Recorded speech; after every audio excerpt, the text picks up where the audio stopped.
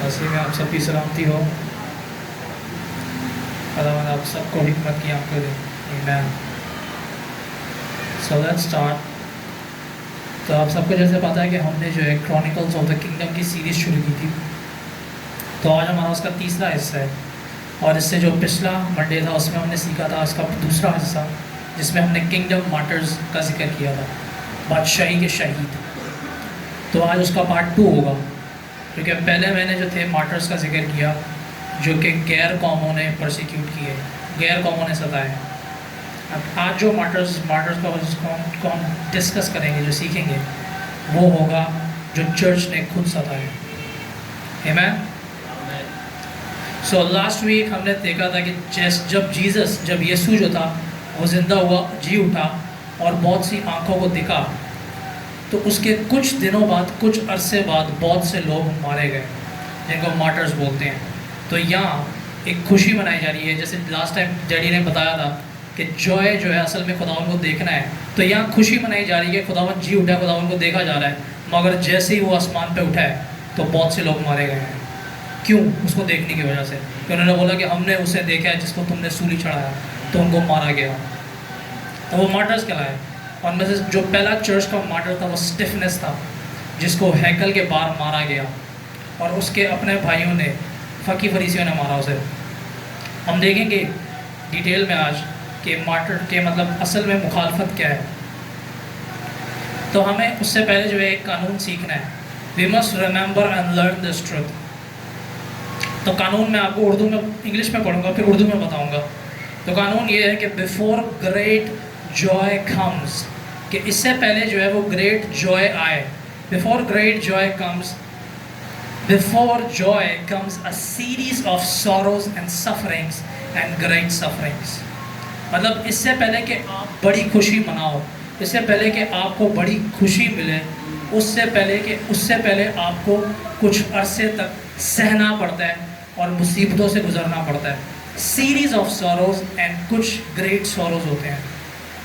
आमीन।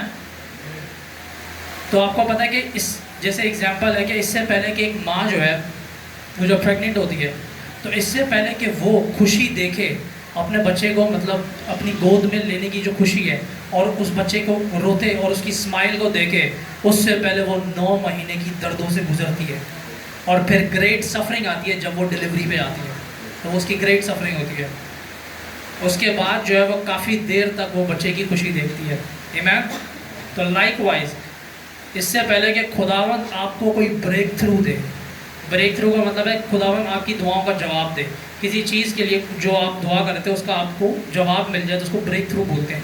देखिए, खुदावंद इससे पहले कि आपको जवाब दे, कि आपको वो एजाज़ मिले, अथॉरिटी मिले, और आसमान से मतलब रूहानी आलम से वो चीज़ जो आप मांग रहे थे वो आपके लिए रिलीज़ हो जाए, कि वो फिज़िकल में मैनिफेस्ट हो, उससे पहले आपको दर्दों से गुजरना पड़ता है। हम एग्जांपल्स देखेंगे। तो मैंने क्या बोला कि before great Joy comes great sorrows. आमीन। फॉर एग्जांपल मैं 2 एग्जांपल्स दूंगा बाइबल से। पहला जोसेफ, हम सबको यूसुफ का पता है। तो इससे पहले जो था यूसुफ जो था, उसको ये एजाज़ दिया जाता कि वो सेकंड मोस्ट पावरफुल सीट पे बैठे फिरौन के बाद। उससे पहले उसको क्या हुआ, वो बहुत सी दर्दों से गुजरा, series of sorrows and sufferings. For example, वो उसके भाइयों ने उससे हसद किया, जेलस्ड bye his brothers, hated bye his brothers. और उसके बाद उसके भाइयों ने उसको धोखे से बेच दिया, और वो बेचने के बाद उसको आगे जो है मिस्र में बेच दिया गया एक वेल्दी बंदे के पास, जिसका नाम पॉटीफर था। तो पॉटीफर जो था वो बादशाह का ऑफिशियल था, वो अमीर बंदा था। उसके पास यूसुफ ने गुलामी की, एक और सफरिंग। और उसके बाद उस पर इल्ज़ाम लगाया गया उस गुनाह का जो उसने किया ही नहीं, पॉटीफर की बीवी के साथ ज़नाकारी का। तो शी फॉल्सली एक्यूज्ड हिम, और उसके बाद उसको जेल में डाल दिया गया, और वो काफ़ी देर तक जेल में रहा बिफोर वो राइज करता पावर में। आमीन। तो इससे पहले वो जॉय देखता उस और मज़े देखता उस सीट के, जो second most high powerful seat थी फिरौन के बाद, उससे पहले वो 17 साल सौरों से गुजरा, दर्दों से गुजरा, और बहुत सी चीज़ें सही उसने। आमीन। तो सेकंड हमारे पास एग्जांपल है डेविड की। इससे पहले मैंने लिखा before David could sleep on the Kings bed he slept on hard rocks in the caves. मतलब इससे पहले कि दाऊद जो था वो बादशाह के बिस्तर पे सोता, वो गारों में सो रहा था, हार्ड स्टोन्स के ऊपर। सेम चीज़, दाऊद के भाई भी उससे जेलस थे, हसद करते थे। Jealous by his brothers but favoured by God. तो खुद भाई तो उससे जेलस करते थे, मगर खुदावंद का फजल दाऊद के ऊपर था। और फिर वो जब मसा हुआ, मसा होने के डायरेक्ट बाद वो अपनी ज़िंदगी के लिए भाग रहा है, और तब तक भागता गया जब तक वो 30 साल का नहीं हुआ। तो जब से मसा हुआ 30 साल की उम्र तक वो भागता रहा साउल से, क्योंकि वो उसकी जान के पीछे पड़ा था। और उसके बाद 30 साल की उम्र में वो एक्चुअली जो बादशाह के तख्त पे बैठा, इसराइल के तख्त पे बैठा। आमीन।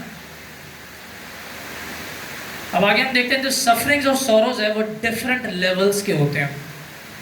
There are different levels of sufferings and sorrows ordained by father for a man of God. एक मर्द खुदा के लिए बाप ने अपनी हिकमत में उस बंदे के लिए जो है वो दर्दें रखी होती हैं, सहना रखा होता है डिफरेंट लेवल्स का। फॉर एग्जांपल कुछ लोग जो हैं वो थोड़ी देर सहेंगे और उसके बाद मज़े हैं। कुछ लोग उम्र भर तक सहते रहेंगे जब तक मरते नहीं। मसीह के लिए, मैं दुनिया में सहने की बात नहीं कर रहा, मसीह के लिए सहने की बात कर रहा हूँ। तो डिफरेंट लेवल्स हैं। कुछ लोग लाइफ टाइम सहते हैं, कुछ थोड़ी देर के लिए सहते हैं, और कुछ जो है वो कुछ देर थोड़ी देर बाद सहते रहते हैं। कुछ देर का मज़ा फिर सा, कुछ देर का मज़ा फिर सा। तो और कुछ जो है लोग जो है वो चुने ही मार्टरडम के लिए होते हैं, तो उनकी तो मौत पक्की है, मतलब they are chosen for martyrdom, और उनके लिए सहना यही है कि उनकी मौत होगी, मसीह की बात है। और कुछ लोग जो है वो खुदावंत की वेल्थ और अबंडेंस को डिस्प्ले करने के लिए पैदा होते हैं, जैसे अब्राहम। और हमारे पास जो मॉडर्न एग्जांपल है केनेथ कोपलैंड। केनेथ कोपलैंड अमीर तरीन बंदा है, और लोग उसको परसिक्यूट करते हैं इसके लिए। Now this is from the Lord. तो मैंने आगे लिखा है कि some suffer and get breakthrough and keep the cap. और कुछ लोग जो है उनको जवाब मिलता है, अब उस जवाब जो खुदावन ने बरकत दी है उसको रखने के लिए वो सहते हैं। मतलब खुदावन ने उनको ब्रेक थ्रू दिया, अब to keep that breakthrough they have to suffer. उनके लिए सफरिंग रखी जाती है कि वो हम्बल रहें, झुके रहें, उनमें फ़ख्र ना आए। जैसे पौलुस को खुदावन ने बदनी कोई बीमारी दी थी, और एक मतलब उस पर अटैक होता था डिमोनिक साइड से, ताकि वो झुका रहे, क्योंकि जो काम उसके उस सर के ऊपर था, ताकि उसमें फ़ख्र ना आए। और उसके बाद हमारे पास है DGS दिनाकरन, और बेलावर एग्जाम्पल। तो दिनाकरन का हम सबको पता है, डॉक्टर DGS दिनाकरन ने पूरी ज़िंदगी लोगों को हील किया, मगर खुद वो बीमार रहा पूरी ज़िंदगी, जब से वो मतलब खिदमत में आया। मैं लिखे healed others but could not heal his own elements. He had to suffer, क्योंकि ये उसके लिए ऑर्डेन्ड थी सफरिंग, के वो जो काम उसने करना था इंडिया में, तो उसकी कीमत थी उस पर, उसकी इंडिविजुअल बंदे की सफरिंग। यू नो, आपको पता है कि बहुत से नाम थे इंडिया में जो कि हीलिंग्स और मिरेकल्स के लिए माने गए। T.L. ऑसबर्न बहुत मशहूर हस्ती है। तो उसके बाद जब ये लोग सब, ये सारे फॉरेनर्स थे जो कि जिन्होंने इंडिया में खिदमत की और हीलिंग्स क्रूसेड करवाए, मिरेकल्स हुए, बहुत से मौजूद हुए, ये सारे फॉरेनर्स थे। मगर वो जब फॉरेनर्स चले गए तो दिनाकरन को खुदावन ने खड़ा किया। दिनाकरन रोज टू पावर, और उसका जो इम्पैक्ट था उन सारे फॉरेनर्स से ज़्यादा बड़ा था। You know why? Because of the sufferings, क्योंकि उसके लिए sufferings was the price of this impact. तो आपको पता है दिनाकरन के पास एक लेडी आई थी। ये इसने अपनी किताब में बताया कि दिनाकरन के पास एक लेडी आती है, और वो जो थी वो बेवा थी, और उसके दोनों बेटे, जवान बेटे थे, वो कार एक्सीडेंट में मारे गए थे, और वो बेवा थी। और वो उसके बेटे बहुत साल पहले मर चुके थे। वो क्या करती है, वो प्लेट में अपने बेटों की अस्थियाँ लाती है, अपने कब्र की मिट्टी उठा के लाती है दिनाकरन के पास, और बोलती है कि सर मैंने आपका बहुत नाम सुना है, साउथ इंडिया में आपने बहुत से मौजूद किए हैं, तो मैं चाहती हूँ कि आप इस मिट्टी के ऊपर दुआ करें और मेरे बेटे जो है वो कब्र से ज़िंदा हो जाएंगे। And you know what, Dinakaran टूट गया अंदर से। तो उसने बोला Lord how can I do that. और फिर खुद रुल उसने दिनाकरन को जो है याद दिलाया, क्योंकि रिसेंटली दिनाकरन की बेटी मरी थी। तो दिनाकरन की बेटी मरी थी कार एक्सीडेंट में। तो दिनाकरन को रुल उसने याद दिलाया कि इसको बता जो तेरे साथ हुआ और मैं इसे कंसोल करूँगा। दिनाकर ने जब उसको अपना किस्सा बताया कि सिस्टर जी जो मेरी खुद बेटी मरी है, मैं मतलब इस दर्द से गुजरा हूँ, और ध्रुव को उसने उस औरत को कंसोल किया। तो दिनाकरन के मतलब बहुत सी दफ़ा आपकी जो दर्दें होती है वो दूसरों की कंसोलेशन के लिए रूल को दोस्त इस्तेमाल करता है। तो जैसे दिनाकरन के साथ हुआ मैं तो मतलब मैंने लिखा है क्या, his brokenness and suffering the Lord used to heal others of the same. मतलब जो कुछ उसके साथ हुआ, तो जो दूसरों के साथ जब हुआ वही चीज़ें, वही इंसिडेंट्स, तो खुदावन ने उसकी सफरिंग्स को यूज़ किया कि वो दूसरों को हील कर सके। आमीन। तो लाइकवाइज एक और हमारे भाई थे जिनका नाम है नेवल जॉनसन। तो नेवल जॉनसन एक बाइबल टीचर थे और मतलब प्रोफेटिक, इनकी बहुत मतलब बड़ी खिदमत थी। तो इनको जो थी वो बचपन से एक बीमारी थी जिसको बोलते हैं सिस्टिक फाइब्रोसिस। ये डिसऑर्डर होता है हार्मोन्स का, जो जेनेटिक डिसऑर्डर है। इसमें होता क्या है इस बीमारी में कि आपके जितने भी बॉडीली फ्लूइड्स होते हैं इंटरनल, वो म्यूकस बन जाते हैं, वो थिक हो जाते हैं। तो ही हैड ब्रीथिंग इश्यूज़। वो जब बोलता था तो वो रुक रुक के बोलता था। अब खुदावन ने हील नहीं किया, मगर उसकी बहुत बड़ी खिदमत थी। हनूक की नस्ल से था वो। तो मैंने लिखा, no matter whatever your level of suffering is, the truth is you will go through suffering and through sorrows. मतलब भले जिस भी लेवल पे आपको सहना पड़े, जिस भी लेवल पे आपको बर्दाश्त करना पड़े, आप करोगे ज़रूर, if you are truly called. आमीन। तो मैंने लिखा क्या कि अब ये देखो, ये जो सफरिंग्स हैं और ये जो मार्टर्स हैं, ये आपको बहुत कम चर्चेस में मिलेगा, जिक्र लोग नहीं करते। Majority don't talk about it. Majority don't talk about the sufferings of Christ and martyrdom. मतलब बहुत से लोग खुदावन की सफरिंग और खुदावन के लिए सहना और शहादत का जिक्र नहीं करते। क्यों? क्योंकि लोगों को पसंद नहीं आता ये मैसेज। कौन सहना चाहेगा? सो यू गो टू, अब मैं आपको एग्जांपल देता हूँ। आप जो हो किसी भी रैंडम बिग डिनोमिनेशन में जाओ एंड यू टेल देम, आप उनको बोलो कि आप अपनी जो सर्विस होती है उसका ऑर्डर तब्दील कर दो और रूल कुदुस आएगा आपकी मीटिंग्स में, और कोई भी एक्सेप्ट नहीं करेगा। You know, no one will accept. आप किसी भी प्रोटेस्टेंट चर्च में जाओ, उनको बोलो कि आप आज वर्शिप का ऑर्डर चेंज कर दो और ऐसे ऐसे रूल कुदुस फ्लो करेगा। वो बोलेंगे अच्छा जी, हम इंचार्ज से बात करेंगे। They will say we will go and talk to the in charge or the bishop or whomsoever, जो भी अथॉरिटी में है। अब बोलेंगे कि अगर वो इजाज़त देते हैं तो फिर हम इस बारे में सोचेंगे। मैंने क्या कि they are not willing, may be कुछ लोग शायद उनमें हामी भरे, मगर मेजॉरिटी नहीं करेगी। तो they cannot leave। मतलब क्यों?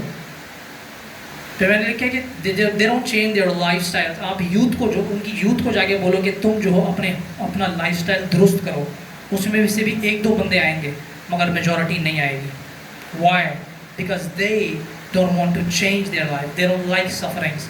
तो मेजॉरिटी जो है वो सफरिंग नहीं चाहती। मैंने लिखा कि आप जो यूथ को जाके बोलो कि तुम जो अपना लाइफस्टाइल चेंज करो, और तो जो तुम्हारा क्लोज सर्कल है, द क्लोज सर्कल आपका कहीं भी हो सकता है, दोस्तों में, रिलेटिव्स में, या आपके क्लोज माँ बाप हैं, तो उनको बोलो अगर तुम अपना लाइफस्टाइल चेंज करोगे तो ये जो क्लोज सर्कल है ये जाएगा। They will leave you. और आप उनकी शक्लें देखना, दे विल नॉट कंप्लाई। वो कभी भी नहीं मानेंगे, दे विल नेवर कम। मेरे अपने कजन थे। So you won't see them, they will not accept and many will leave. नहीं आएंगे। मतलब क्या, when that happens, majority is not willing to do, maybe a few might, but majority will not comply. They cannot leave their relatives. वो जो है अपने रिश्तेदारों को नाराज़ नहीं कर सकते। उनको बोलो आप राफा में लेके आओगे, ना रिश्ता रहेगा ना रिश्तेदारी रहेगी। So they cannot leave their relatives because they might get offended. How can they fight demons, baby? Seriously, तुम अपने रिश्तेदारों को नहीं छोड़ सकते, तुम बदरूहों से क्या मुकाबला करोगे? रहने दो, तुम्हारा मतलब की बात ही नहीं है। So children are not willing to face rejection from parents, and parents cannot leave their children। कि हमारे बच्चे हैं तो माँ बाप बच्चों को नहीं छोड़ सकते, बच्चे माँ बाप को नहीं छोड़ सकते फॉर क्राइस्ट, जिस पर्पस के लिए खुदावन ने बुलाया है। मैंने ये नहीं कह रहा छोड़ो, मगर अगर खुदावन ने बुलाया किसी पर्पस के लिए और वो हामी नहीं भर रहे, तो they are not willing to go for the Lord. क्यों ऐसा क्यों है मेजॉरिटी में? क्योंकि leaders have not prepared the masses for the persecution. क्योंकि जो बड़े हैं, जो हिकमत, जो हाकिम हैं, उन्होंने masses को, उन्होंने लोगों को सहने और सफरिंग और शहादत के लिए तैयार ही नहीं किया। और कलीसिया को तो छोड़ ही दो, आप लीडर्स को पकड़ लो। कलीसिया तो बेचारी लीडर्स की गुलाम है ना, जो लीडर सिखाएंगे वो सीखेगी। अब आप लीडर्स को पकड़ लो और उनको बोलो कि आप जो हो, ये जो हरकत कर रहे हो आप ये नहीं करो, ये खुदा उनको नहीं पसंद, वो फिर भी करेगा। They are why? क्योंकि उसके जो ऊपर बैठा है उसको वो पसंद है। और वो कौन है? उसका कोई भी हायरार्की में लेवल में लीडर हो सकता है। जैसे मैंने एग्जांपल दिया आपको कि आप जाके किसी भी चर्च को बोलो कि तुम अपना ऑर्डर दुरुस्त करो, तो बोलेंगे अच्छा हम जो है वो बिशप से बात करेंगे। अगर जो चर्च ऑफ पाकिस्तान का जो बिशप है वो अग्री करता है तो फिर हम इस बारे में सोचेंगे, काउंसिल बैठेगा और वो सोचेंगे। तो they are not prepared for suffering. तो वो खुदावंद की खातिर जो है वो चीज़ इम्प्लीमेंट नहीं करेंगे। क्यों? क्योंकि वो they care for the approval of man. वो जो है लोगों की परवाह करते हैं। यू टेल देम और वो नहीं करेंगे। क्यों? क्योंकि वो लोगों की परवाह करते हैं। Their approvals come from man. उनकी जो अप्रूवल्स हैं वो इंसानों की तरफ से आ रही है, नॉट फ्रॉम गॉड। तो मैं ये नहीं कह रहा कि आप जो हो लीडरशिप में कंसल्ट नहीं करो। ऑफ कोर्स राफा में ऐसा नहीं है, कुछ भी चीज़ होती है तो वो डैडी के थ्रू जाती है। तो मगर मैं जो सिखाना चाह रहा हूँ वो ये है कि आई एम ट्राइंग टू से that the order that God did not set needs to be reordered। मतलब जो तरतीब खुदावंद ने नहीं रखी उसको दोबारा से तरतीब में लाना चाहिए, उसको दोबारा से तरतीब में लाओ। तो जो ऑर्डर खुदावंद ने सेट नहीं किया उसको नहीं फॉलो करो। ये जो ऑर्डर चर्चेज में चल रहा है, it is set by men themselves, not by Holy Spirit।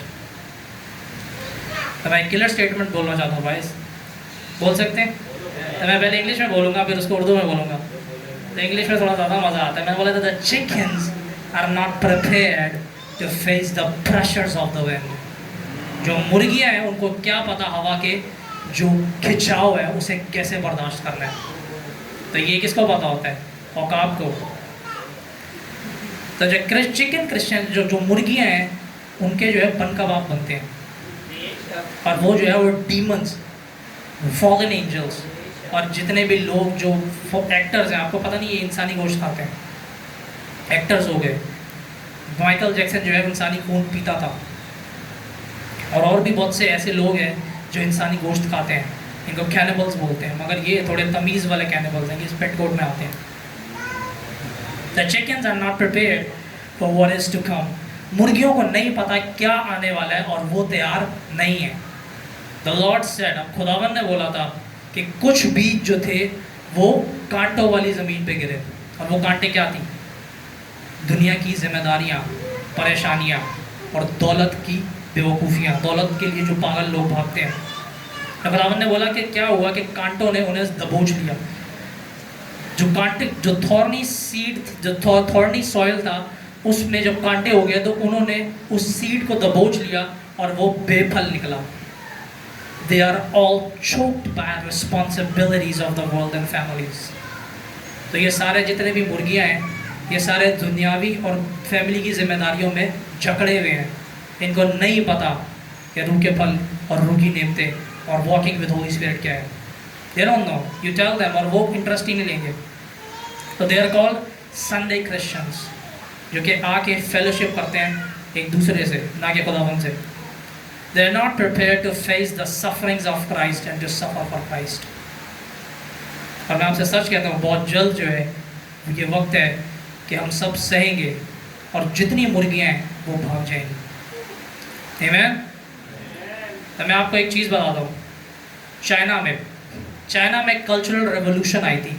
एक चाइनीज़ लीडर था जिसका नाम है माओ जेडोंग। इसने अपना रिलीजन लाया था जिसको माओइज्म बोलते हैं। ये जो माओ जेडोंग था ये one of the cruellest leaders था, बहुत बेदर्द, मतलब बहुत खतरनाक लीडर था चाइना का। और ये इसने कम्युनिज्म चाइना में इंट्रोड्यूस करवाया था।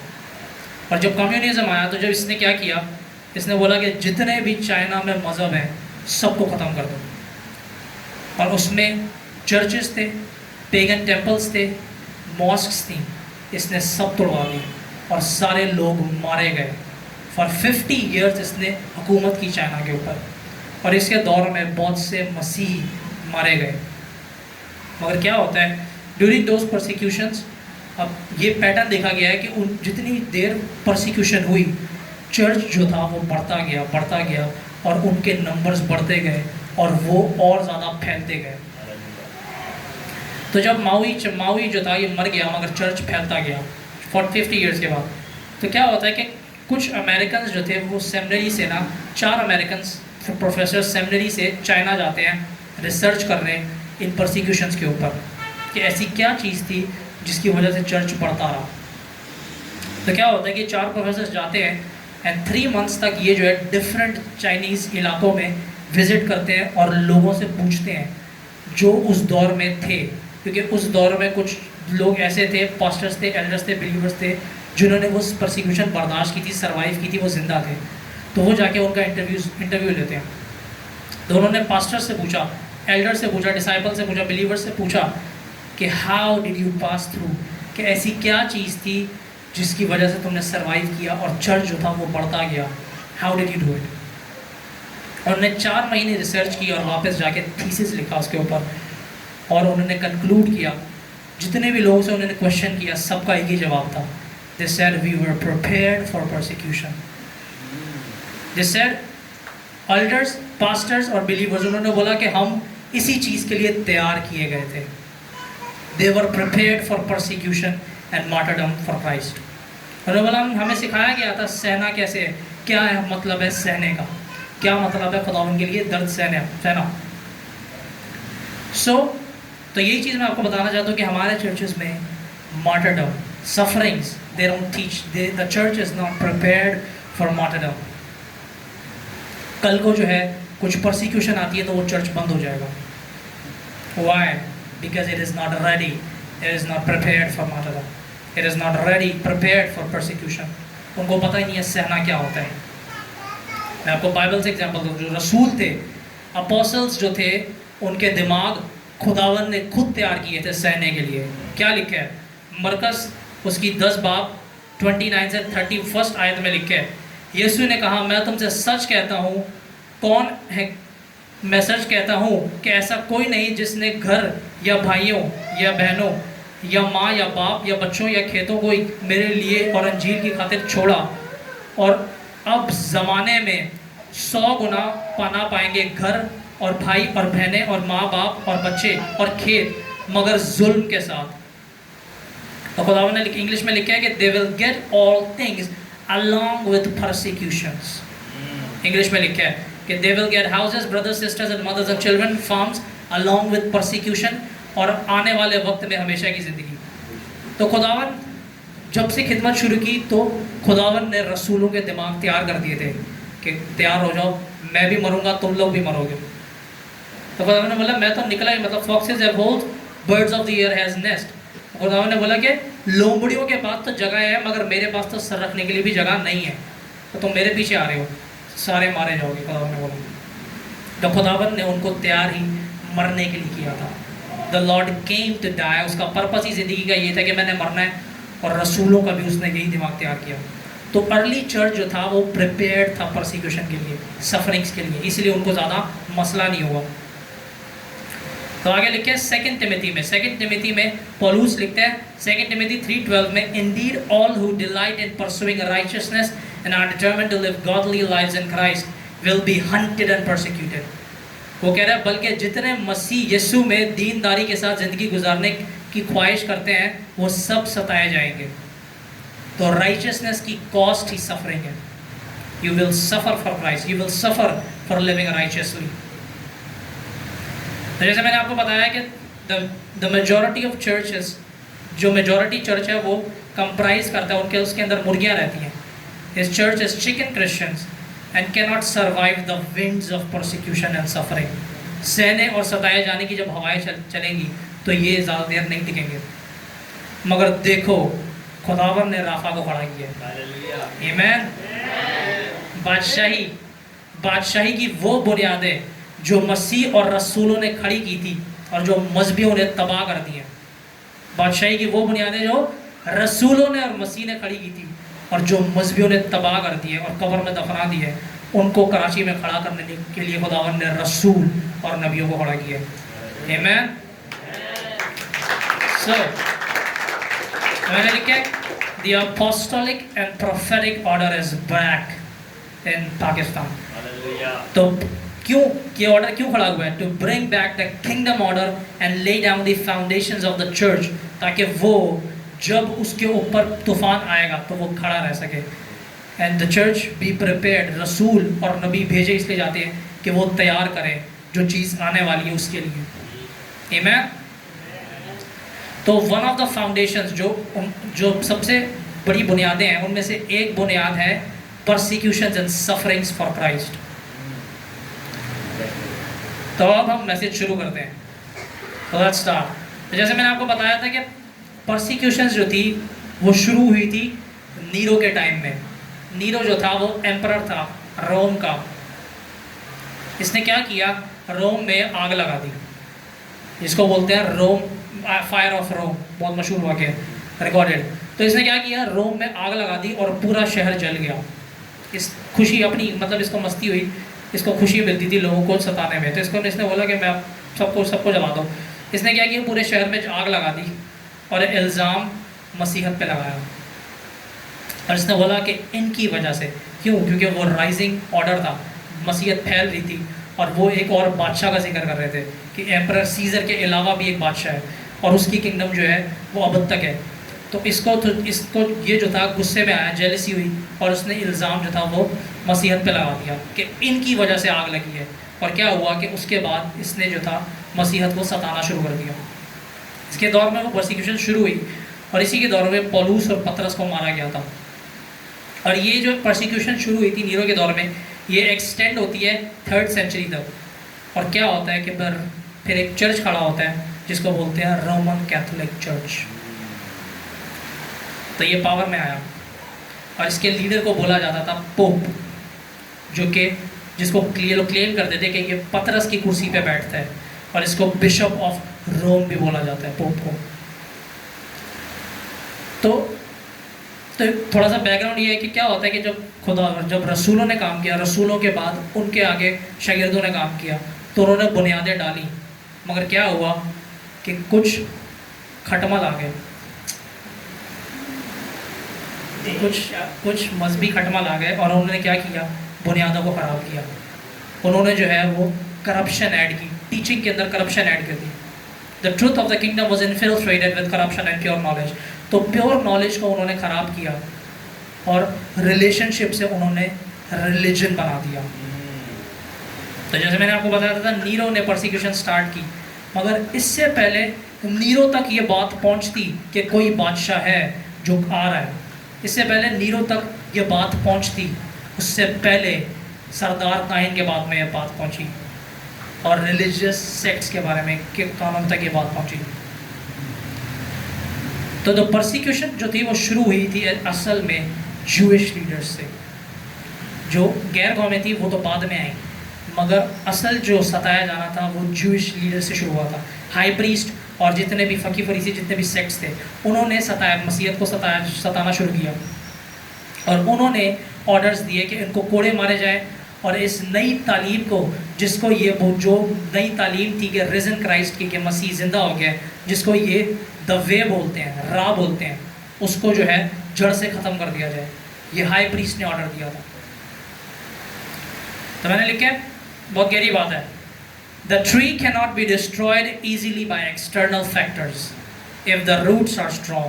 एक जो दरख्त है उसको बाहर से कोई फोर्स जो है इजीली ख़राब तबाह नहीं कर सकती, जब तक जो बुनियादें हैं, जो उसकी रूट्स हैं, जड़ें हैं, वो मजबूत हैं और डेवलप्ड हैं।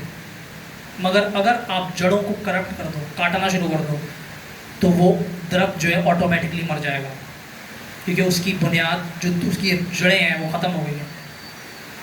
तो ये जो पैटर्न है ये बाइबल में हमें बार बार मिलता है और इसको बोलते हैं the conflict rises from with in. जो तफरका है वो हमेशा अंदर से आता है। The conflict rises from with in. Ever since, और जब से, मैंने लिखा जब से काहिन ने अपने भाई हाबिल को मारा, तब से जो है ये पैटर्न रिपीट हो रहा है कि भाई भाई को मारता है। ये बाइबल में आपको जगह जगह मिलेगा।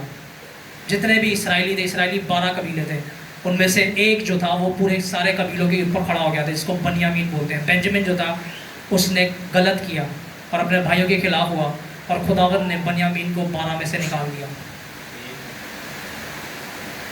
सॉरी, दान का कबीला था, दान का कबीला जो था वो खड़ा हुआ था, और खुदावंद ने दान के कबीलों को 12 कबीलों से निकाल दिया। तो भाई भाई के खिलाफ खड़ा हो रहा है। Conflict rises from with in. तो हमेशा याद रखें, जो दर्द अंदर से होता है वो ज़्यादा खतरनाक और वो ज़्यादा दर्द देता है। इट्स हिडन, वो छुपा हुआ है, मगर वो ज़्यादा भयानक रिजल्ट्स पैदा करता है। जो चीज़ें आपको आपके जिस्म को मारती हैं, मतलब अगर आपको जिस्म पे हमला किया जाए तो वो इतनी जल्दी आपको नहीं मारेगा, मगर अगर कोई ऑर्गन डिफेक्ट हो जाए तो वो मौत तक लेके जाता है। मैंने लिखा अगर हाथ काट दो तो बंदा मरता नहीं है, टांग काट दो बंदा मरता नहीं है, वो पेन में होता है, इट पेन्स, मगर वो फिर भी जी सकता है, उस कटी टांग उस कटे हाथ के वक्त साथ ही कैन लिव ऑन। मगर अगर एक ऑर्गन जो अगर आप किसी ऑर्गन को डिस्ट्रॉय कर दो तो वो जानलेवा बन जाता है।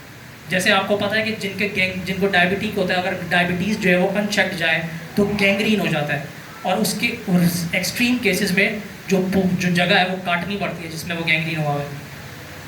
तो मैंने क्या कि उस केस में वो बंदा फिर भी जीता रहता है, अगर कोई उसका हिस्सा कट भी जाए सिवाय गले के, तो तब भी वो जीता रहता है। मगर अगर आप एक सेल जो कि फाउंडेशनल कंस्ट्रक्टिंग ब्लॉक है जिस्म का, अगर एक सेल को आप खराब कर दो, बहुत छोटा सा हिस्सा है, एक सेल को आप करप्ट कर दो, वो कैंसर बन जाएगा, और वो कैंसर आहिस्ता आहिस्ता फैलता फैलता डिफरेंट ऑर्गन्स में और पूरी बॉडी में फैल जाएगा, और एंड में बंदे को मार देगा। तो ये जो अंदर से आया था ये अंदर था, ये बाहर से नहीं आया। तो मतलब असल जो दर्दें हैं वो अंदर वाले देंगे आपको, बाहर वाले फिर भी माफ़ कर देंगे। तो मैंने लिखा है कि it's amazing if you corrupt a single cell, that corrupted cell becomes cancer, और वो पूरे जिस्म में फैल के आपको मार देगा। तो conflict rises from with in. जो यहूदी हैं वो पूरी एक फैमिली है। जितने भी 12 कबीले थे, याकूब के 12 बेटे, वो पूरी एक फैमिली थी। इट डजंट मैटर कि तुम किस कबीले में पैदा हो रहे हो, तुम एक खानदान का हिस्सा हो।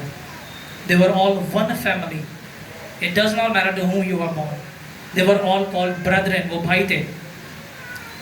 तो if you are part of the Jewish blood, आप भले किसी भी मुल्क में हो, आप अगर यहूदी खून से हो तो आप एक फैमिली का हिस्सा हो, जो कि जिनको सन्स ऑफ जेकब बोला जाता है। तो जो फ़की फरीसी थे वो यीशु के भाई थे, क्योंकि जीसस जो था वो जूइश बैकग्राउंड से था, उसका यहूदी खून था, तो इसीलिए जो फ़की फरीसी थे वो जीसस के भाई थे, और यही वही भाई थे जिन्होंने उसे सूली चढ़ाया। तो कॉन्फ्लिक्ट जो तफरका है वो अंदर से आता है। लाइक वाइज जो चर्च है वो, पहले मैंने बताया कि नीरो ने तो बाद में परसिक्यूट किया, मगर पहले फ़की फरीसियों ने, जो जूइश लीडर्स थे, यहूदी जो हाकिम थे, उन्होंने परसिक्यूट किया। उनके थ्रू परसिक्यूशन शुरू हुई थी। दे वर नॉट द पेगन्स। जैसे मैंने आपको बताया कि पॉइजन ऑफ करप्शन, जो जहर था करप्शन का, वो चर्च में आया। और क्या होता है कि और ये जो चर्च में करप्शन आई, ये रोमन कैथलिक्स ने बढ़ाई। उससे पहले भी थी, मगर रोमन कैथलिक्स ने इसको और एक्सटेंड किया। और क्या होता है कि एक बंदा आया जिसका नाम था मार्टिन लूथर जो था, उसको सच्चाई पता चली, क्योंकि उसको बाइबल पढ़नी आती थी। उस दौर में जो लोग थे वो बाइबल लैटिन में थी, तो ज़्यादातर लोगों को लैटिन नहीं आती थी। मार्टिन लूथर क्योंकि मंक था, इसको लैटिन आती थी, तो इसने जब बाइबल पढ़ी तो उसको सच्चाई पता चली कि जो ये लोग तालीम दे रहे हैं ऐसा तो बाइबल में है ही नहीं, ये तो उसके खिलाफ है। तो वो खड़ा हुआ और उसने 99 थीसिस लिखी कि ये चीज़ें जो है कैथलिक चर्च में गलत हैं, और उसको मारा गया, और वो भागा वहाँ से। और क्या होता है कि वो जब भागा तो यहाँ से इसने प्रोटेस्ट किया, और जितने लोगों ने इसको फॉलो किया उनको प्रोटेस्टेंट्स बोलते हैं। इसको एक और भी बोलते थे रिफॉर्म्ड रिलीजन, क्योंकि ये रिफॉर्म लाया था, एक चेंज लाया था, तो इसको रिफॉर्म्ड रिलीजन भी बोलते हैं। तो क्या होता है कि पोप जो था उसको गुस्सा आया, उसने बोला कि in order to get rid, उसने बोला कि इस हमें जो है ये जो रिफॉर्म्ड रिलीजन है इसको ख़त्म करना है। तो क्या उसने क्या किया, उसने परसिक्यूशंस स्टार्ट करवाई प्रोटेस्टेंट्स की। और जो पोप ने किया वो जो गैर कौमों ने भी किया था, उसके सामने चाइल्ड्स प्ले लगेगा, बचकाना लगेगा आपको। मतलब जो पोप ने परसिक्यूशन करवाई प्रोटेस्टेंट्स की, वो जो गैर कौमों ने मसीहत को परसिक्यूट किया, वो उसके सामने कुछ भी नहीं है। तो जितना ज़्यादा उन लोगों ने काम किया जो कि प्रोटेस्टेंट्स की परसिक्यूशन थी, वो बहुत भयानक थी। इससे पहले कि मैं आपको परसिक्यूशन बताऊं, उससे पहले मैं आपको एक स्टोरी बताऊंगा एक पोप की, जिसका नाम था pope Sylvester the second. Pope Sylvester the second जो था, ये इसका नाम था जर्बर्ट ऑफ ऑरेलैक। जर्बर्ट ऑफ ऑरेलैक एक मंक था। तो मंक जो है वो सबसे लोएस्ट ऑर्डर है इसके अंदर। जब आप फादर बनते हो, जब आप सेमिनरी में जाते हो, तो सबसे लोएस्ट लेवल पे मंक होता है उस दौर में। तो मंक्स जो थे वो उनका काम था लिखना, वो कलाम को लिखा करते थे। तो ये मंक था जर्बर्ट ऑफ ऑरेलैक। इसको क्या होता है, ये उस दौर में जो था, ये 999 AD की बात है। उस दौर में जहालत थी पूरे यूरोप में, इल्म की जो थी वो कमी थी। तो इसको सीखने का शौक़ था। और उस दौर में सबसे जो डेवलप्ड कंट्री थी वो स्पेन थी। स्पेन जो था, स्पेन की एक जगह थी जिसका नाम था कॉर्डोबा। ये जो जर्बर्ट ऑफ ऑरेलैक है, ये ट्रैवल करता है कॉर्डोबा में सीखने के लिए, कि इसको भूख होती है सीखने की, नॉलेज की भूख होती है। तो क्या होता है कि ये वहाँ जाता है और वहाँ पे ये डिफरेंट किताबें पढ़ता है और बहुत सा इल्म लेता है। और इसी इल्म के और इसी भूख जो है, सीखने की जो भूख होती है, ये इसको एक जादूगर के घर पे ले आती है। और एक जादूगर था उस दौर में कॉर्डोबा के अंदर, एक वॉरलॉक था। ये उस वॉरलॉक का शागिर्द बन जाता है। और क्या होता है कि जब उस वॉरलॉक का शागिर्द बन जाता है, उस वॉरलॉक के पास एक किताब होती है, बहुत बड़ी, इतनी मोटी एक किताब होती है उस वॉरलॉक के पास, और उसके अंदर हेल के सीक्रेट्स लिखे होते हैं, ब्लैक मैजिक के सीक्रेट्स होते हैं। ये वो किताब पढ़ना चाहता है, मगर जो इसका उस्ताद था वो वॉरलॉक, वो इसको इजाज़त नहीं देता। तो इसने बोला कि जब तक ये ज़िंदा है मैं वो किताब नहीं हासिल कर सकता। तो ये क्या करता है, अपने उस्ताद को पॉइजन करता है, जहर देता है, और वो गिरता है। और वो जब गिरता है तो उसकी गले में चाबी होती है। वो जो किताब थी वो किसी बक्से में पड़ी थी, उस बक्से की। ये क्या करता है, वो चोरी से वो की चाबी खींचता है, लेके जाता है, वो बक्सा खोलता है और वो किताब लेके घर से भाग जाता है। और जो वॉरलॉक है, जब वो होश में आता है, वो अब क्योंकि वो हाई रैंकिंग वॉरलॉक था, वो क्या करता है, सितारों के इल्म से वो सितारों की लोकेशन देख के उस बंदे की लोकेशन निकाल देता है।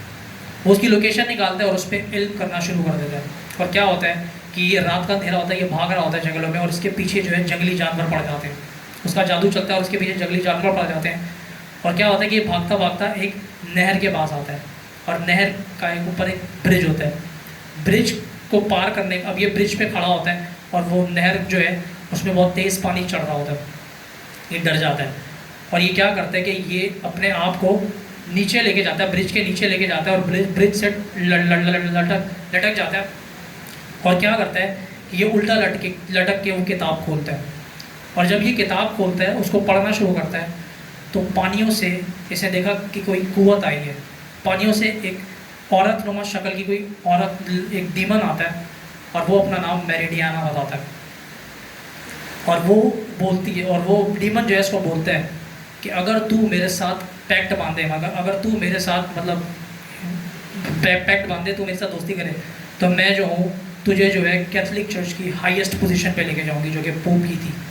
उसने बोला कि मैं तुझे हाईएस्ट ऑर्डर्स पे लेके जाऊँगी। और ये खुश होता है क्योंकि इसको नॉलेज की भूख थी, और ये जो है उसके साथ पैक्ट बांधता है, और वो डीमन इसके अंदर आ जाता है। और क्या होता है कि ये जब वापस जाता है सेमिनरी, तो ये बहुत सी चेंजेस लाता है सेमिनरी में, और ये टेक्नोलॉजिकल इम्प्रूवमेंट्स करता है वहाँ पे, क्योंकि डार्कनेस की कुव्वत से इसके ऊपर इसको इल्म की ताकत मिलती है, और ये बहुत से मौजज़ात भी करता है। और ये वहाँ पे जो है बहुत से चेंजेस लाता है, रिफॉर्म्स लाता है, और बहुत सी टेक्नोलॉजिकल इम्प्रूवमेंट्स करता है। और ये डिफरेंट औहदों में आगे बढ़ता जाता है, और एंड में ये पोप बन जाता है। और इस पोप का नाम था सिल्वेस्टर द सेकंड। तो ये जो पोप था ये डीमन पोजेस था। और क्या होता है कि ये जो पोप था, इसने क्या किया कि इसने एक रोम के अंदर एक लाइब्रेरी है जिसको वेटिकन सिटी बोलते हैं। वेटिकन सिटी के अंदर एक लाइब्रेरी है उस लाइब्रेरी के नीचे केव्स हैं जो कि हिडन जगह, वहाँ पे किसी को इजाज़त नहीं जाने की।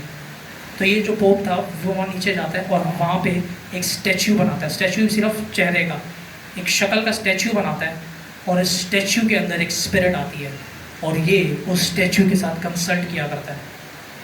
ये उस स्टैचू से बातें करता था और वो स्टैचू इसको जवाब देता था हाँ या ना में। फॉर एग्जांपल ये पूछता था कि क्या मैं इस जगह का बिशप बनूंगा, तो स्टैचू अगर यस बोलता था तो ये बन जाता था। तो ये कंसल्ट करता है उस स्टैचू से, और क्या होता है कि ये बहुत सी चीज़ें जो है उस स्टैचू के थ्रू करता है, जो इसको स्टैचू कंसल्ट करता है। और इस पोप ने बहुत सी, इस पोप इससे पहले भी करप्शन थी, मगर ये पोप था इसने बहुत सी करप्शंस ऐड की कैथोलिसिज्म में और बहुत सी तालीम ऐड की। तो ये स्टार्ट था, मैं आपको हिंट देना चाह रहा था कि कहाँ से ये करप्शन आई है। तो ये जो करप्शन है ये डेमोनिक साइड से आई है, जिसको डॉक्ट्रिन्स और डीमंस बोलते हैं, क्योंकि आपको बहुत सी मिलेंगी। आमीन। तो ये एग्जाम्पल थी चर्च की जो बुनियादें ख़राब की हैं, उसकी एग्जाम्पल दी है मैंने कि कहाँ से ये करप्शन आई है। तो जो मैंने बताया जो पोप्स थे वो रोमन कैथलिक चर्च जो था ये बहुत सी इनोवेशंस और एरर्स लाया चर्च के अंदर, और तालीम के अंदर बहुत सी करप्शन आई। और जब प्रोटेस्टेंट्स खड़े हुए तो उनको जो था रिफॉर्म्ड रिलीजन बोला जाता था, अब उनके खिलाफ ये खड़े हो गए और उनको परसिक्यूट किया गया ताकि ये सच्चाई को दबाएं। तो कुछ लोग खड़े हुए, उनको रिफॉर्मर्स बोला गया। और फिर क्या होता है कि इन्होंने परसिक्यूशंस शुरू करवाई। अब मैं परसिक्यूशंस बताऊंगा एक के बाद एक, और मैं अब ये आपको बहुत सारी परसिक्यूशंस हैं, मैं सारी तो नहीं बता सकता क्योंकि हमें पूरा दिन चाहिए होगा इसको डिस्कस करने के लिए, बहुत ज़्यादा परसिक्यूशंस थी। तो मैंने उसमें से कुछ निकाली है, बाकी जिसको भूख है वो किताब पढ़ सकते हैं। आमीन। तो क्या होता है कि 1147 AD में क्या होता है, पीटर वोल्डो एक बंदा था लियोन्स का, लियोन्स एक शहर है यूरोप में। तो ये बहुत अमीर बंदा था और ये जो था प्रोटेस्टेंट था और ये पोप के खिलाफ था। तो क्या होता है कि बहुत, तो पोप उस टाइम पे पोप अलेक्जेंडर द थर्ड था और उसको पता चलता है इसके बारे में जो ये हरकतें कर रहा है। तो ये क्या होता है कि ये उसको जो है परसिक्यूट करवाना शुरू करता है इसको और जितने भी इसके फॉलोअर्स थे। तो पोप ने बोला कि टर्मिनेट देम, एक्सटर्मिनेट देम, और यहाँ तक इनको जो फेस ऑफ द अर्थ है उससे निकाल दो, इनको हटा दो बिल्कुल ही। तो यहाँ से पेपल परसिक्यूशन शुरू हुई। तो पोप ने कुछ मंक्स को भेजा, उनमें से एक मंक था डोमिनिक, जिसको ये सेंट डोमिनिक भी बोलते हैं। तो डोमिनिक जो था वो मंक था, उनको भेजा, इनको इंक्विजिटर्स बोलते हैं, इंक्विजिशन इंक्वायरी के लिए कि जाके ये तरमीम लेके आएँ कि जो चीज़ें गलत है उनको सही करें, जो सही है उसको सही करें। तो ये इंक्विजिटर्स आए, उनमें से ये एक था डोमिनिक, फ्रायर था, और इसी का ऑर्डर है order of Dominic the friar. और इन्होंने क्या किया कि इन्होंने परसिक्यूशन शुरू की और इन्होंने ये नहीं देखा कि ना एज देखी, ना इन्होंने जेंडर देखा, ना इन्होंने औहदा देखा, इन्होंने परसिक्यूट करना शुरू किया प्रोटेस्टेंट्स को। ना इन्होंने देखा कि मर्द है, औरत है, बच्चा है या बूढ़ा है। They started persecution. और क्या हुआ कि क्या होता है कि कोई अगर प्रोटेस्टेंट अपने डेथ बेड पे है और वो अगर फॉलोवर था प्रोटेस्टेंटिज्म का, तो क्या होता है कि उसकी जितनी भी ज़मीन थी वो ये लोग हड़प लेते थे, और उसकी जो औलादें थी वो अपनी ज़मीन से जाती थी, वो उनको अपनी मिरास नहीं मिलती थी। और कुछ को ये होली लैंड में भेज देते थे, होली लैंड ये यरूशलेम को बोलते हैं। और क्या होता है कि जो ये डोमिनिक के जो मंक्स थे, जो फ्रायर्स थे, इन्होंने जो है वो प्रोटेस्टेंट्स की जगहें ले ली, उनकी प्रॉपर्टीज़ ले ली, और जो ओनर्स थे, ओरिजिनल ओनर्स थे, उनको निकाल दिया। और फिर क्या होता है कि 1554 AD में दो रिफॉर्म्ड रिलीजन के जो प्रोटेस्टेंट्स थे, उसका बेटा था और इसकी बेटी भी थी। तो इनको जो है वो बुलाया जाता है, पकड़ा जाता है कैसल ऑफ नेवर्न में। जब पता चलता है कि इनको पकड़ा जाता है और इनसे पूछा जाता है कि तुम कौन हो, तुम किस मज़हब से हो, तो जब पता चलता है कि ये प्रोटेस्टेंट्स हैं, तो वो क्या करते हैं कि इनके ऊपर जो है वो इनके बॉडीज़ पे ग्रीस लगाते हैं, ब्रिमस्टोन लगाते हैं और गन पाउडर लगाते हैं, और क्या कहते हैं इनके ऊपर आग लगा देते हैं। और वो जो मटीरियल उन पर लगाया हुआ था वो कंबस्टेबल मटीरियल था, वो बहुत जल्दी आग पकड़ता है। तो उन सबको जला के मार दिया गया। फिर रोम में क्या होता है, रोम के अंदर प्रोटेस्टेंट्स को मारा जाता है, उनके घर ले लिए जाते हैं और उनके चर्चेज जो थे वो तबाह कर दिए जाते हैं। और क्या होता है, डूक होता है। डूक जो है वो एक गवर्नर को बोलते थे यूरोप में, स्पेशली यूके में, इंग्लैंड में। तो डूक जो था वो किंग जो था वो डिफरेंट डिफरेंट प्रोविंसेस के ऊपर हुकूमत हाकिम खड़ा करता था, जिसको डूक बोलते हैं। तो गाइस एक जगह थी, वहाँ का डूक था। तो इसने क्या किया, इसने जो था प्रोटेस्टेंट्स के इलाकों में हमले करवाए और जितना भी स्पॉइल था, जो उनकी जगह थी, जो उनकी चीज़ें थी, वो सारी ले ली। और उन्होंने ना उम्र देखी ना जेंडर देखा, उन्होंने औरतों को डिफाइल किया और उनको मारा। और क्या होता है कि ये सेम चीज़ उन्होंने मल्टीपल एक जगहों पे जाके की। और फिर एक प्रेसिडेंट था ट्यूरिन का, ट्यूरिन इटली में एक जगह है, उसका प्रेसिडेंट था। ये क्या करते हैं कि उसको जो है वो नंगा करते हैं और उसको मारते हैं डंडों से, और उसके जो है और उसको लटका देते हैं, उसको जो है उल्टा लटका देते हैं, और उसका जो सर है वो दरिया के अंदर होता है। उसको ब्रिज के साथ उल्टा लटकाते हैं, उसका सर दरिया के अंदर होता है, और उसको इसी हालत में रखते हैं जब तक वो मर नहीं जाता। And before he was dead, और जब वो मर जाता है वो क्या करते हैं, you know what they did, उन्होंने उसका पेट खोला, दे ओपन हिज बेली, और उन्होंने जो आंतड़ियाँ थी वो निकाल के उन्होंने दरिया में फेंक दी। और उसका जो हार्ट था, दिल था, वो जो सोल्जर्स थे वो एक स्पेयर पे जो लटका के वो आगे शहर में लेके आते हैं। तो at bare great cruelty was use. तो क्या होता है कि यंग बच्चों की आंतड़ियाँ खोली गई, औरतों के ब्रेस्ट काट दिए गए, और इतना गुस्सा किया, और उन्होंने क्या किया, उनका गोश्त खाया। They ate the flesh, you know, ये तो गैर कौमों ने भी नहीं किया था। Those who had fled to the castle when they yielded were almost hanged। तो कुछ को जो है उन्होंने उल्टा लटका दिया, और जैसे मैंने बताया कुछ को जो है उल्टा लटका के वो दरिया में डाल देते थे, और अंदर मछलियाँ आ रही होती थी और वो भी उनको मार रही होती थी। 10 दे दे, और उन्होंने ये सब किया। और कुछ को जो है ये क्या करते थे, ऊंचे एक चढ़ाई पे लेके जाते थे, जैसे जो माउंटेन्स होते हैं, क्लिफ्स होती हैं, उस पर लेके जाते थे और नीचे दरिया में फेंक देते थे, और उनका नीचे सर लगता था और वो फट जाते थे। उसके बाद फिलिप था, फिलिप द ड्यूक्स, ये एक किंग था, ये भी प्रोटेस्टेंट था, ये प्रोटेस्टेंट किंग था फ्रांस का। तो क्या होता है कि इसके साथ जो है ये लोग क्या करते हैं कि इसकी बीवी होती है, तो ये इसके घर में जाते हैं और इसको भी मारते हैं, और इसकी बीवी प्रेग्नेंट थी और वो बच्चा जन्ने वाली थी, मतलब 9 मंथ्स हो गए थे उसको। तो मिडवाइफ जो है, जो मिडवाइफ होती है, वो इंट्रीट करती है कि वेट कर लो कि एटलीस्ट बच्चा तो आ जाए बाहर। तो वो क्या करते हैं, वो एक चाकू लेते हैं और वो बीवी के पेट पे मारते हैं, और वो बीवी भागती है, वो बंदे को तो मार दिया, वो बीवी भागती है जंगलों में, और वो उसकी बेली ओपन कर देते हैं। They stabbed her till the baby came out. अब बीवी तो मर गई, बच्चे को भी वो चाकू मारते और दरिया में फेंक देते हैं। ऐसे थे ये reformers, you know, these were the papal persecutions. और उसके बाद क्या होता है, तो प्रोटेस्टेंट्स जो थे,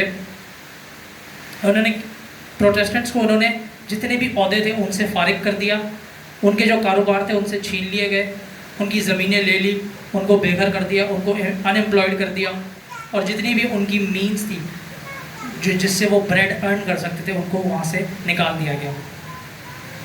और उनको बोला गया कि जब तक तुम जो हो अपने मतलब ये जो बिलीव्स हैं इनको रिकांट नहीं करते, मतलब रद्द नहीं करते, और पेपीसी को कबूल नहीं करते, तब तक तुम्हें ये चीज़ें नहीं मिलेंगी।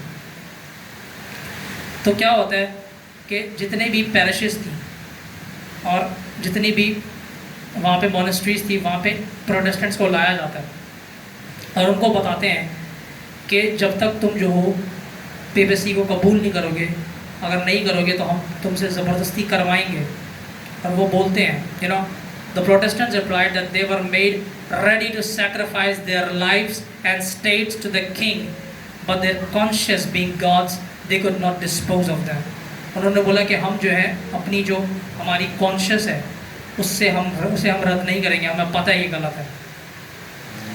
तो क्या होता है कि उनकी जो है उनके सर के बाल निकाल दिए जाते हैं, उनकी दाढ़ियाँ निकाल दी जाती हैं, और क्या होता है कि उनको जो है आग लगाई जाती है, एक बहुत बड़ा फर्नेस होता है उसके अंदर उनको फेंक दिया जाता है, और उन सब को जला दिया जाता है।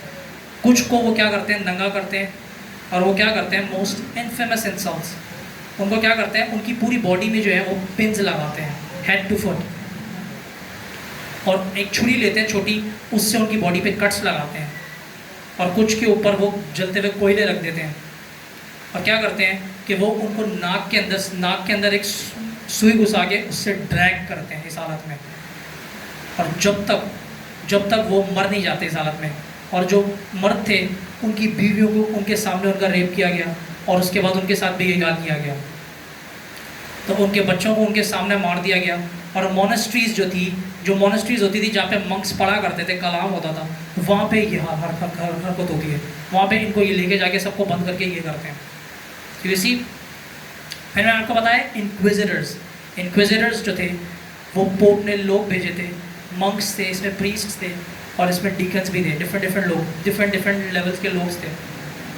और इनका काम था कि ये जाके इंक्वायरी करें और पता करें कि जो पेपेसी को कबूल करेगा उसको जो है ये रिकवर करें, उसकी जगहें रिकवर करेंगे, और जो नहीं करेगा उसको वो मार देंगे। तो क्या होता है, कैलेब्रिया एक जगह थी, उसके अंदर लोगों को परसिक्यूट किया गया इस रीज़न की वजह से कि वो मास अटेंड नहीं कर रहे। जो मास है वो एक स्पेसिफिक प्रेयर पैटर्न होता है, ऑर्डर है कैथोलिसिज्म का। तो कैथोलिसिज्म का एक प्रेयर पैटर्न है जिसको मास बोलते हैं। तो लोग जो थे वो मास अटेंड नहीं कर रहे थे, तो उसकी वजह से उनको परसिक्यूट किया गया। और क्या होता है, उनके घर ले लिए गए और उनको जो है वो रोड पे लेके आ गए, और उनके साथ भी वही सब किया जो मैंने ऊपर आपको बताया था। तो सेम चीज़ इन्होंने वहाँ पे भी की, और लोगों के साथ क्या किया, उनके जो थे एक परसिक्यूशन ये भी थी कि ये लोग क्या करते थे, डंडे लेते थे और डंडों से सर पे मारते थे, और वो इतना मारते थे जब तक सर नहीं खुल जाता और दिमाग बाहर नहीं आ जाता। इसको बोलते हैं beating the brains out. The several were then cardinals ordered stripped stark naked and whipped with rod of irons। तो इन्होंने क्या किया, लोगों को नंगा करके उनको लोहे के डंडों से मारा, और कुछ को इन्होंने हैक टू पीसेस का मतलब है तलवार लेके लोगों की बॉडी के टुकड़े कर दिए, और फिर वो टुकड़े जो थे वो दरिया में फेंक दिए, या वो दफनाए भी नहीं, वो ऐसे ही फेंक दिए और जानवरों ने खाए। तो 60 वुमेन वर रैक्ट जो होता है ये उस दौर में एक पनिशमेंट होती थी। एक लकड़ी का टुकड़ा होता था, लकड़ी होती थी, और एक तरह से चारपाई टाइप होती है वो लकड़ी, वैसे लकड़ी का एक पीस होता था, और उसके चारों कोनों पर रस्सियाँ होती थी, और बंदे को जो है बीच में रखा जाता था, और रस्सियों से उसको एक्सटेंड किया जाता था, खींचते थे जब तक उसके जो जॉइंट्स हैं वो ब्रेक नहीं हो जाते। तो क्या होता है कि 60 औरतों को ऐसे रैक्स पे रखा गया, और जो कॉर्ड्स थे उनकी बाजुओं पे और उनकी टांगों पे रखे गए, और जब तक उनकी हड्डियां टूट नहीं गई वो खींचते गए। और फिर क्या होता है कि ये लोग क्या करते हैं, डिफरेंट मीन्स, और ये सारे जो कर रहे थे ये सारे प्रीस्ट्स थे, they were priests those who were involved in this persecution. फिर वेनिस इटली की एक जगह है जिसके अंदर दरिया बहता है, पानी है, लोअर एल्टीट्यूड पे है। तो वहाँ पे भी different modes of persecution try किए गए। तो क्या होता है कि वहाँ पे ये लोग क्या करते हैं कि जैसी जो है वो ये देखते हैं कि कोई प्रोटेस्टेंट है, तो वो क्या करते हैं कि he was laid flat upon a plank, उसको जो है एक लकड़ी के पीस पे लेटा देते हैं, उसका फेस ऊपर होता है, और उसको नीचे बोट से नीचे करते हैं, और उसको जो है they rode the boat between two boats. वो क्या करते हैं, एक बोट इस तरफ जा रही है, एक बोट इस तरफ जा रही है, और बंदा प्लैंक के ऊपर लेटा हुआ है, उसको दरिया में ऐसे लेके जाते हैं, और क्या करते हैं उसके साथ एक पत्थर बांधते हैं, और वो पत्थर से वो नीचे जाता है, और वो स्टोन के वेट से वो नीचे जाता है, और वो नीचे जो बंदा है वो डूब के मर जाता है। एक ये परसिक्यूशन का मोड, मतलब इन्होंने डिफरेंट इनोवेशंस लाए परसिक्यूशन के मोड्स के लिए। तो कोई भी जो था, एक सिटीजन था वेनिस का, एंथनी रसेटी। तो क्या होता है कि ये प्रोटेस्टेंट होता है कि ये जब इसको पकड़ा जाता है तो इसको इसी मैनर में लिटाया जाता है समुद्र में, और इसको डुबा दिया जाता है। और क्या होता है कि उसका बेटा होता है, उसके बेटे के साथ भी यही किया, और उसकी पूरी फैमिली को इन्होंने क्या किया, मार दिया। तो क्या होता है कि ये जो एंथनी था, जब ये परसिक्यूट हो रहा था तो ये बहुत अमेजिंग स्टेटमेंट है जो ये बोलता है, जब ये परसिक्यूट हो रहा होता है तो इसका बेटा छोटा होता है, वो इसके पास आता है कि डैडी कि आप जो हो अपनी ये जो ज़िद है इसको छोड़ दो, यू रिकांट, मतलब आप जो अपने बिलीव्स है इनको रद्द कर दो ताकि मैं फादरलेस ना हो जाऊँ। तो जो ये एंथनी है ये बोलते हैं a good Christian is bound to relinquish not only goods and children but life itself for the glory of his redeemer। बोलता है कि एक जो अच्छा मसीह है उसको कोई डर नहीं है कि वो सिर्फ ये अपने मतलब अपनी जायदाद अपने बच्चे छोड़े, बल्कि अगर ज़िंदगी भी छोड़नी पड़े तो वो भी छोड़ दे मसीहत के लिए। तो वो ये बोल के जो है मर जाता है और उसका बेटा भी इसी तरह मारा जाता है। फिर कुछ और परसिक्यूशंस भी हैं जिनको मैं बताना चाहता हूँ। Okay, Jacob Miscelino, chief elder of the church of Babylon. ये एक एल्डर था, चर्च का लीडर था, मतलब एक तरह से प्रीस्ट था ये वहाँ का, और ये प्रोटेस्टेंट था। इसको जो है वो बांधा जाता है हुक से, इसके जो है वो लिम्ब्स जो है वो बांधे जाते हैं हुक से, और इसकी जो बेली है उसके ऊपर भी हुक्स डाले जाते हैं। और क्या करते हैं, इसको ये लोग ऊपर लेके आते हैं ब्रिज से, और ये थोड़ा बूढ़ा बंदा होता है और इसकी जो नाक है वो काट देते हैं, कान काट देते हैं, और इसके डिफरेंट बॉडी पार्ट्स जो हैं वो काट देते हैं, और ऐसी लटकी हुई पोजीशन में उसको छोड़ देते हैं दरिया में, और वो जो है उन दर्दों से मर जाता है। 7 बंदे थे, डैनियल, सिलेगियो और उसकी बीवी, और जिवानो डिवेंट इनका बेटा था, और इसके 4 और बच्चे थे। इनके साथ ये क्या करते हैं कि इनके मुंह में जो है वो गन पाउडर डालते हैं, गन पाउडर डाल के आग लगा देते हैं और उनके मुंह फट जाते हैं। सारी फैमिली को ऐसे ही मार दिया। So Paul Garnier, a very pious Protestant. ये पॉल गार्नियर जो था ये एक प्रोटेस्टेंट था जो कि बहुत रूहानी था, और इसको जो इसकी जो है आंखें निकाल दी, इसकी आंखें निकाल दी और इसको फ्ले किया। फ्ले का मतलब होता है कि आप जो हो आहिस्ता आहिस्ता करके स्किन उतार देते हो पूरी बदन की। और ये एक रसूल के साथ भी होता है जिसको बार्थोलोमियो बोलते हैं। बार्थोलोमियो को फ्ले किया गया था लाइव, और ऐसे मारा था वो, नथानियल भी नाम है इसका। तो पॉल गार्नियर के साथ ये हुआ कि इसकी आंखें निकाल दी और इसकी स्किन आहिस्ता आहिस्ता उतारी, स्लाइस करके, एक शार्प टूल होता था उससे उतारते थे, और उसको ऐसे ही छोड़ दिया। और क्या किया, उसके डिफरेंट पार्ट्स पे जो है इन्होंने जो था गन पाउडर लगाया, और क्या किया, उसको और दर्द देने के लिए उन्होंने उस पर मिर्चियाँ लगाई, and they suffered him much, और वो इस दर्दों से मारा गया, और उसकी बॉडी जो थी वो दफन भी नहीं की। फिर मैंने लिखा कि some of the Irish troops having taken 11 man of गार्सिगलिनिया, एक जगह थी इटली में, वहाँ से इन्होंने क्या किया, आयरिश ट्रूप्स, आयरिश लोग थे 11 बंदे, 11 बंदे थे, उनको लिया और उनको क्या किया, एक बड़ा तवा होता है, हॉट फर्नेस बोलते हैं उसको, उसके अंदर डाल दिया, और उनको जो है एक के बाद एक बंदा ऊपर ऐसे फेंक दिया, और उन्हें पुश किया, और वो वहाँ पे अंदर पक गए, और उनकी बॉडीज़ को ऐसे छोड़ दिया। मैग्डलीन डा लिफेरिया, ये एक औरत थी इटालियन, तो इसका जो है कुछ सोल्जर्स पीछा कर रहे थे, और उन्होंने क्या किया कि इसको जब पकड़ लिया तो उसको जो है एक ऊंचाई पे लेके गए, इसको प्रेसिपिस बोलते हैं, एक ऊंचाई पे लेके गए और उस ऊंचाई से इसको फेंक दिया, और ये नीचे जाके पहाड़ों में गिरी और इसके टुकड़े टुकड़े हो गए। मैंने लेके फिर एक और औरत थी जिसका नाम है मार्गरेटा सेरेरा, इसको जो है संसार करके दरिया में फेंक दिया। डैनियल, मारिया और उसकी पूरी फैमिली को इन्होंने क्या किया, ये लोग बीमार थे, बीमारी की हालत में थे, इनको जब पकड़ा गया तो उनका घर ले लिया, और उनको जो है इन्होंने क्या किया, और अंदर ही लॉक कर दिया, और लॉक करके आग लगा दी, और वो सारे मारे गए। 3 infant of children of a Protestant man named Peter fine. तो पीटर फाइन एक बंदा था, उसके 3 बच्चे थे, अभी भी पैदा हुए थे, मतलब 1-2 साल के। उनको क्या किया, स्नो से कवर कर दिया, और उनको भरा गया, उनके मुंह भरे गए स्नो से।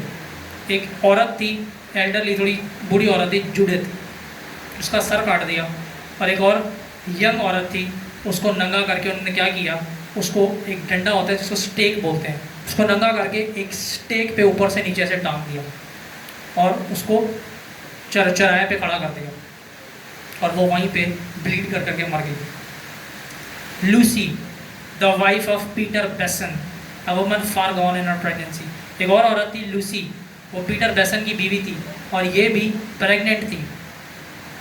तो क्या होता है कि ये जब इसके घर पे आते हैं तो ये पूरी कोशिश करती है कि ये भाग जाए।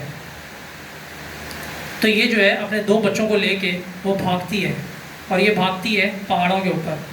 और क्या होता है कि कुछ देर बाद इसका लेबर के डेज आ जाते हैं और ये वहीं पे एक बच्चे को जन्म देती है। और क्योंकि वहाँ पे जो है वो बहुत स्नो होती है और ये जब उसको ढूंढते हैं वहाँ पे, तो वहाँ पे ये उन सब का कत्ल कर देते हैं। माँ का जो है माँ को भी मतलब बुरी तरह उसका भी पीसेस कर देते हैं और बच्चों को भी टुकड़े टुकड़े कर देते हैं। ओके, फिर मैंने देखा एक सोल्जर था, वो एक औरत को के साथ ज्यादती करने की कोशिश कर रहा था, नेम सुजैना, और she made a stout resistance. तो वो औरत जो है वो रेजिस्ट करती है और क्या होता है कि ये इसको जो है धक्का देता है और ये पीछे गिरती है और पीछे जो है एक मशीन चल रही होती है और ये उसमें गिर के उसके पूरे मतलब बॉडी के छोटे छोटे टुकड़े हो जाते हैं। और ये सारे जो जितने भी सोल्जर्स थे, कुछ जो थे एल्डर्स थे, कुछ प्रीस्ट थे, कुछ मंक्स थे, और ये सारे जो थे ये सब प्रोसिक्यूशन का पार्ट थे। Okay, so Paul Armand was hacked to pieces। Paul Armand एक और बंदा था, उसके भी इन्होंने टुकड़े कर दिए।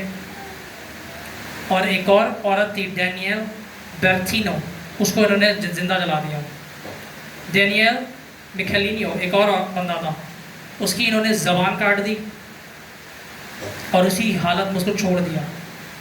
और एंड्रियो बार्तिनो एक और बंदा था, क्योंकि थोड़ा एजड बंदा था जो कि माजूर था, उसकी टांगें तोड़ दी और उसका भी पेट ओपन किया, बेली रिप ओपन की, उसकी बावल्स, उसकी इंट्रेल्स निकाल के उन्होंने ज़मीन पे फेंक दिए।